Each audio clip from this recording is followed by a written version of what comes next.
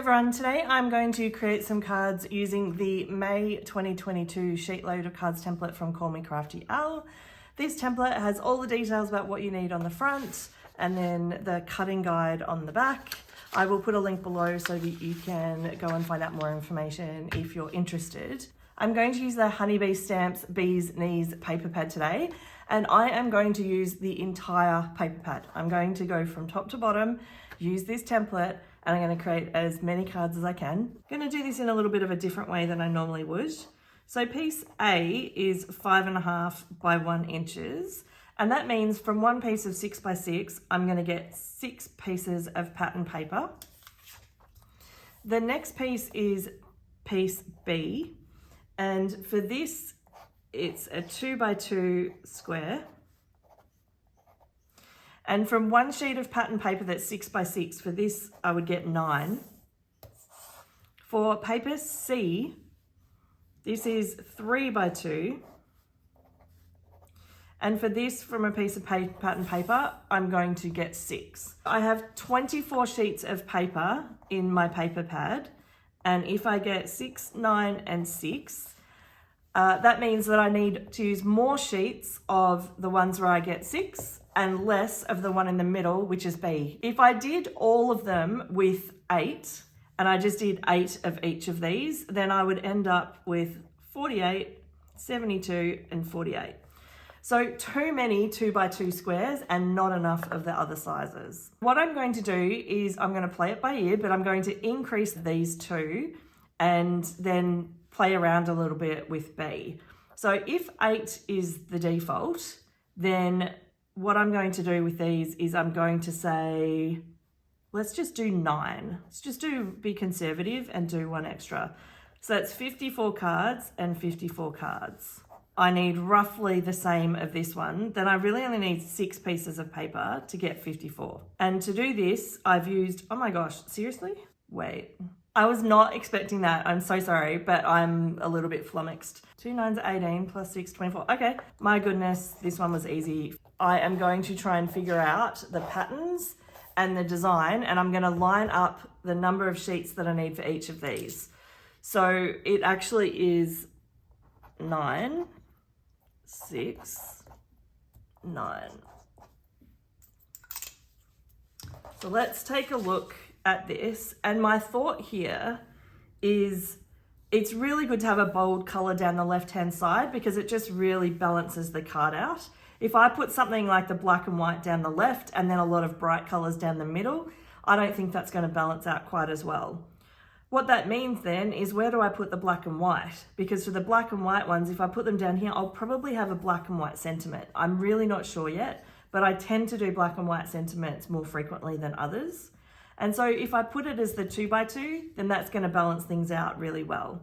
The other good thing is, if everything here is consistently the same color, then that means I only have 2 pieces of pattern paper here that I need to match together. I do have 3 designs here that are black and white. These are going to all be cut down to 2 by 2, and they're going to be the middle. The next step is to try and figure out which are the boldest colors to be able to use for the strip down the left-hand side. This one here is very, very bold. It's probably the darkest of the papers. But if I line this up to see how a 1-inch strip would go, it's not ideal because the design is so large that you get basically almost a whole hexagon and part of a hexagon. But as you start to cut the 1-inch strips, you never know what these are going to look like. And to me, could be pretty messy. So I'm not going to take the risk, and I'm going to put this in 3 by 2. If all of these ones here end up in the 3 by 2, it means I'm starting to see some color families happen here.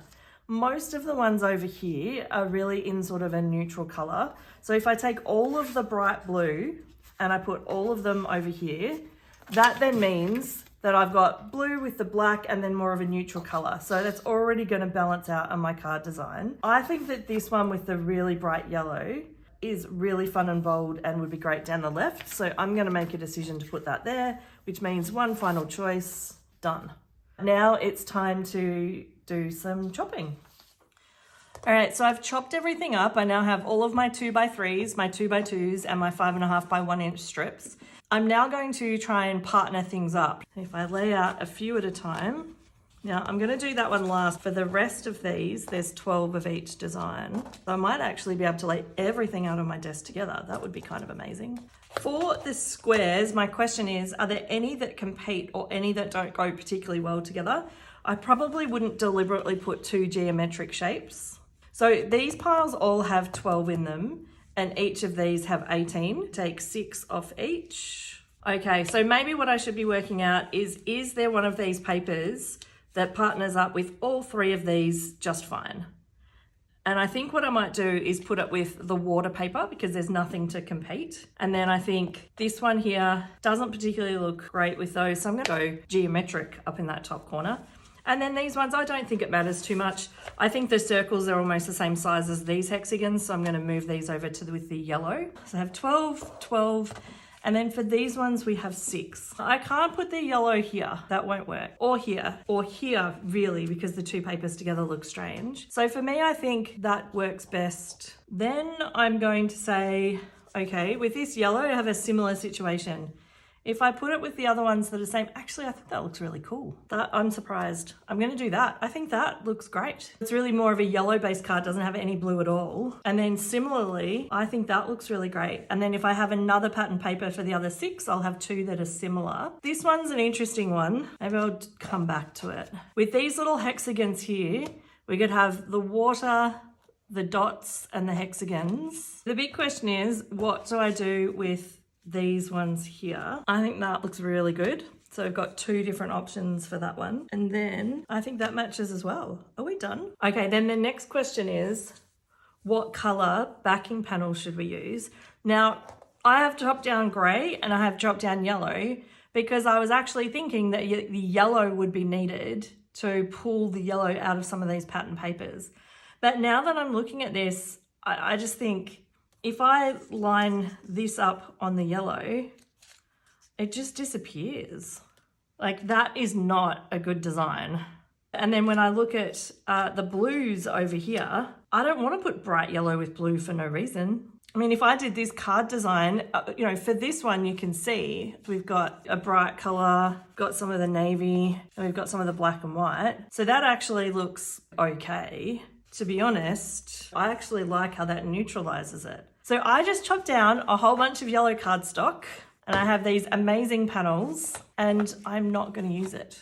So then the only question left is any of these combinations that will not work on the grey. I think everything does.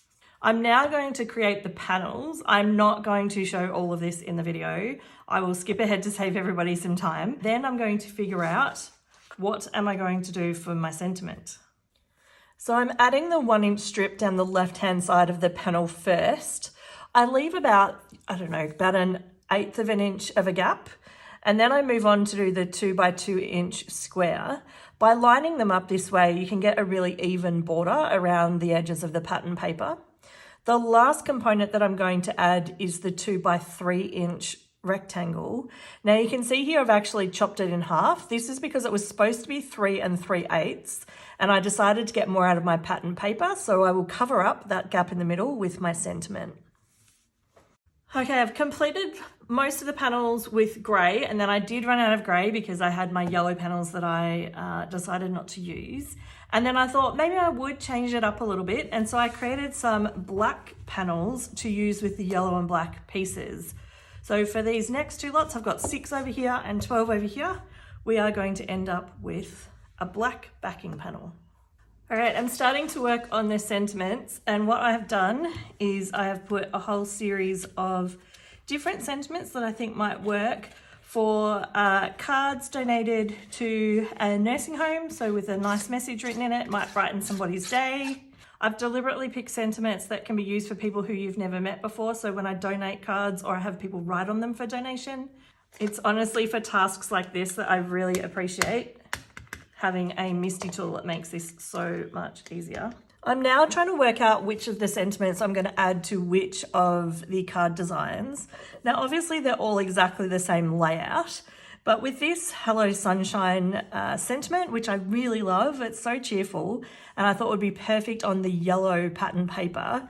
It didn't cover that gap between the 2 pieces of pattern paper, so I've just adjusted the sketch slightly, and I've put a 1/2 inch by probably 3-inch strip across the middle. So it covers that gap, adds another element to the card, and allows me to use these Hello Sunshine circles. I've also popped them up on some foam tape squares. I actually did 2 lots of these. So this is the ones from the video. And then the second set are very similar, and they use the bright Art Deco paper down the left. Now I'm moving on to the next set of cards. And I've decided that for these other yellow ones, I'm going to use the Have a Beautiful Day sentiment.